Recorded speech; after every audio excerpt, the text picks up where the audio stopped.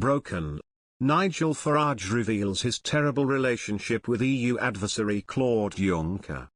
Nigel Farage described having a good relationship with Jean-Claude Juncker despite disagreeing with him on various issues. When asked by a viewer if he had ever shared a pint with Mr. Juncker while he was in Brussels, he said, "I like Jean-Claude Juncker. Whatever his faults, I got on with him. It proves you can disagree with people, but in a civilized society you can respect their right to have an opinion and you can get on with them in a reasonable basis. It proves you can disagree with people, but in a civilized society you can respect their right to have an opinion and you can get on with them in a reasonable basis.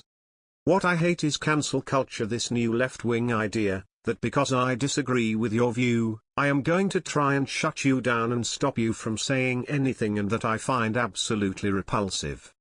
Juncker and I actually, despite all the toing and froing, despite all the things he said about me and I said about him, despite all of that, we got on pretty well."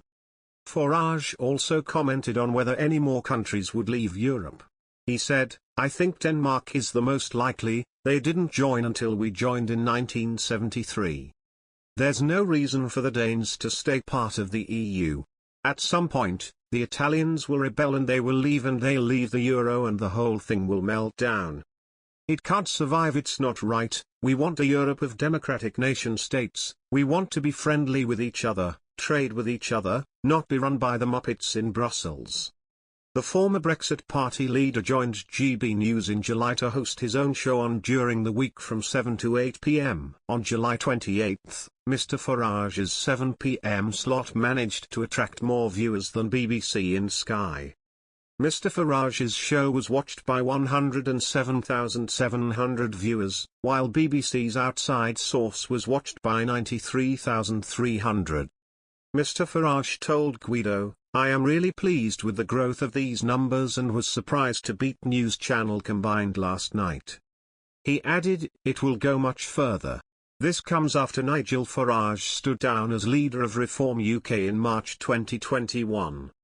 The 57-year-old told in March he intended to step back from party political activity and instead to continue influencing the debate through the media and social media.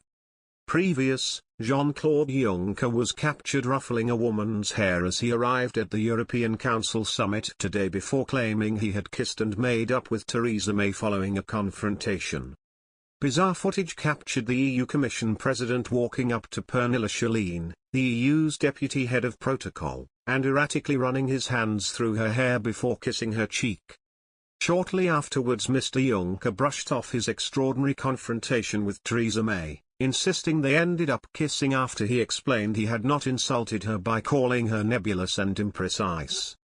The PM and the EU Commission President had a robust showdown in the full glare of cameras as she demanded to know why he had branded her with those words in a late-night press conference.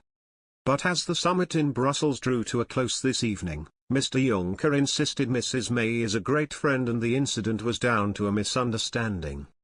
"I did not refer to her but to the overall state of the debate in Britain," he said. "I was following the debate in the House and I cannot see where the British Parliament is heading at." To laughter from journalists, Mr. Juncker said, "In the course of the morning, after having checked what I said yesterday night, she was kissing me." EU Council Chief Donald Tusk also intervened to jibe that the leaders of the bloc had treated Mrs. May with greater respect and empathy than some British M.P. Earlier, Mrs. May evoked memories of Margaret Thatcher as she wielded her handbag while berating Mr. Juncker. Although the sound was switched off, TV cameras caught the pair exchanging what looked to be heated words for at least a minute. Mrs. May took the Eurocrat to task for comments delivered to reporters in the early hours of this morning, saying, "You called me nebulous. Yes, you did." Mr. Juncker, who had one hand on Mrs. May's arm, looked to be trying to soothe her anger by denying making the jibe.